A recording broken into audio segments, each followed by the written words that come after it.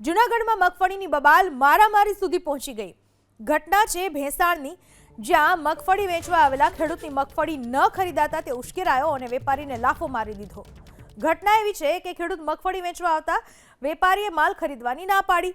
વેપારીએ ગુણવત્તા સામે સવાલ ઉઠાવી ખરીદવાની ના પાડી દેતા ખેડૂત ઉશ્કેરાઈ ગયો અને જાહેરમાં જ વેપારીને એક તમાચો ઝીકી દીધાનો આરોપ લાગ્યો।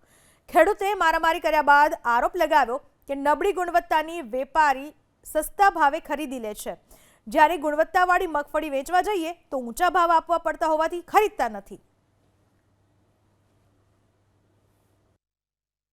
પછી અમને જાણવા મળ્યું કે આ ખેડૂત માથે એને ફરિયાદ દાખલ કરેલ છે, બરોબર। એટલે મારા ગામના ખેડૂત હોય એની માથે છેતરપિંડી કરેલું હોય જે વેપારીએ, બરોબર।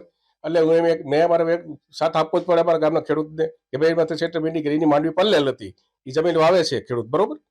એ જમીન પલ્લેલી માંડવી એ લોકો પાસે લઈ ગયા, એ કે હું તમને સેટિંગ કરાવી દઈશ ટેકાના ભાવે, અમારી પાસે આવડે છે, અમે ટેકાના ભાવે સેટિંગ કરીએ। અને આવા ઘણા ખેડૂતો અમને હવે ખ્યાલ આવ્યો કે આવા સેટિંગ હાલે છે, જ્યાં જ્યાં તોલ થાય છે ટેકાના ભાવે ત્યાં બધે સેટિંગ આવું હાલે છે। એને રજૂઆત કરવા જાય કે ભાઈ અમારે 2 ખાતા લીધા, હજી ખાતો અત્યારે લેવાની વાત છે, તું લઈ લે।